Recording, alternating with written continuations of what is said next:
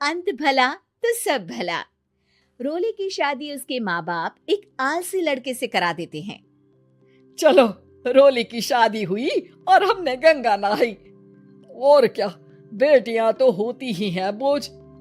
हाँ, पर अब क्या चिंता, उतार तो दिया बोझ तुमने, अब वो लोग समझे।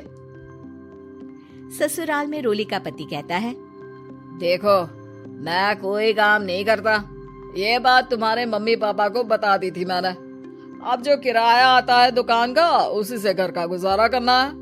कभी भूल से भी कोशिश ना करना किसी चीज की डिमांड की। क्या मम्मी पापा को पता था कि आप कोई काम नहीं करते? और क्या, बड़ा अच्छे से पता था। उन लोगों को तो तुम बोझ लगती थी, बोल रहे थे कि बस शादी कर लो और कोई मतलब नहीं है। रोली को ये सुनकर बहुत गुस्सा आता है, लेकिन करती भी तो क्या, क्योंकि वो जानती थी कि उसके माता पिता ऐसे ही हैं। जैसे तैसे रोली दिन काट रही थी। रोली को एक प्यारी सी बेटी होती है। धीरे धीरे वो बड़ी होती है और उसके साथ उसकी जरूरतें भी बढ़ती जाती है। सुनिए जी, अब तो सिमी बड़ी हो रही है, उसका स्कूल में दाखिला कराना है। मैंने अब तक तो जैसे तैसे समय काट लिया, लेकिन मैं बच्ची की परवरिश में कोई कमी नहीं रखूंगी। अरे क्या है यार, अब तो लगता है कोई ना कोई काम ढूंढना ही पड़ेगा। अब पति रोज काम की तलाश में जाता और बिना किसी काम के वापस आ जाता। रोली समझ जाती है कि पति के अंदर अब काम करने की क्षमता नहीं है। वो बेटी को उच्च शिक्षा देने के लिए कुछ करना चाहती थी, लेकिन करती तो क्या करती। एक दिन रोली की सहेली कहती है, रोली, मेरी कोई औलाद नहीं है। अगर तू मेरी औलाद को जन्म दे तो मैं तुझे तेरे मुंह मांगे पैसे दूंगी। अरे, तेरी औलाद को मैं कैसे जन्म दे सकती हूँ? सरोगेसी से। बच्चा मेरा और वैभव का ही होगा, लेकिन कोख तेरी होगी। ये संभव है रोली। रोली कुछ सोचकर कहती है, मुझे मंजूर है, लेकिन मैं इसका 2 लाख रुपया लूंगी। अरे कोई बात नहीं, मुझे मंजूर है। रोली खुश हो जाती है कि एक बच्चा पैदा करने का उसे 2 लाख रुपया मिलेगा। वो घर आकर पति को बताती है, वो भी खुश हो जाता है।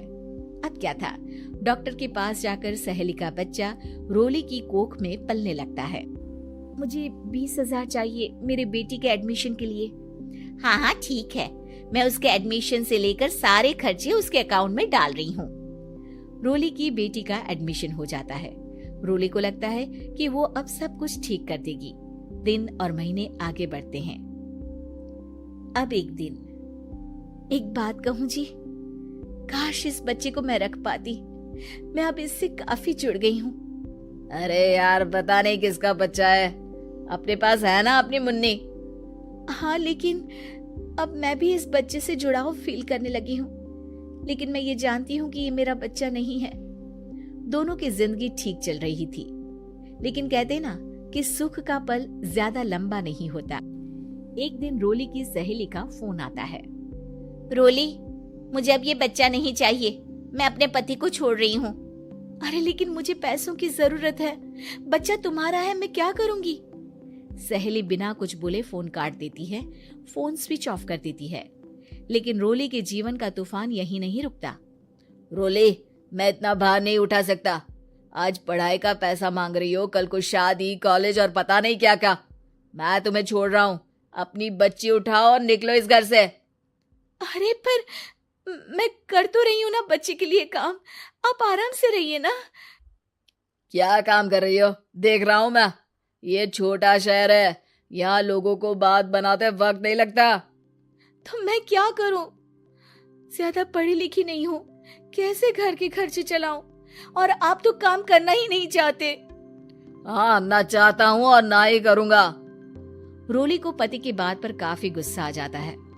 ठीक है, अगर मेरे जीवन में संघर्ष ही लिखा है तो वही सही। इस वक्त पति होने के नाते आपको मेरा साथ देना चाहिए था, लेकिन नहीं, आपने तो इस हाल में मुझे घर से बाहर निकालने की बात कह डाली। देखो, ये सारी फालतू की बातों के लिए वक्त नहीं है मेरे पास। रोली, जिसकी कोख में किसी और का बच्चा था और साथ छोटी सी बेटी, पति का घर छोड़कर रास्ते पर आ जाती है। रोली के पास मायके के सिवा दूसरा कोई रास्ता नहीं होता। अरे रोली कैसी है? कितने दिनों के लिए आई है? हमेशा के लिए माँ। वो माँ को सारी बात बता देती है। ओए लड़की, इतनी हिम्मत का काम कर लिया। अरे ना ना, यहाँ कोई जगह नहीं है। तुम तो अपना बोरिया बिस्तर उठाओ और निकलो यहाँ से। रोली के पास अब मायके का रास्ता भी नहीं बचता। वो चुपचाप बच्ची को लेकर जा रही थी कि उसे दर्द होता है और वो डॉक्टर के पास चली जाती है और फिर वहां वो एक प्यारे से बेटे को जन्म देती है। कितना प्यारा है, कितने अभागे हैं इसके माँ बाप जो इसके पैदा होने पर भी नहीं है। तभी वहां डॉक्टर आ जाती है। रोली, बच्चे के पिता तुमसे मिलना चाहते हैं। आपका बहुत बहुत शुक्रिया। मैं इस बच्चे को पालूंगा, भले ही इसकी माँ ने इसे छोड़ दिया हो, पर मैं अपनी जिम्मेदारी निभाऊंगा। तो क्या आप मुझे इसके पैदा करने के लिए जिन पैसों की बात हुई थी वो भी देंगे?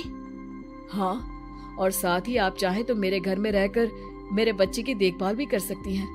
मैं उसके लिए आपको सैलरी दे दिया करूंगा। रोली को लगता है कि जैसे भगवान ने उसके लिए सुकून का रास्ता खोल दिया। वो अब मुकेश के साथ उसके घर चली जाती है, जहाँ रहकर वो उस बच्चे की देखरेख करती है। अब मुकेश के घर को रोली अच्छे से संभाल लेती है। उसके लिए खाना बनाने से लेकर बच्चों की देखभाल और घर की देखरेख। धीरे धीरे मुकेश को रोली से प्यार हो जाता है।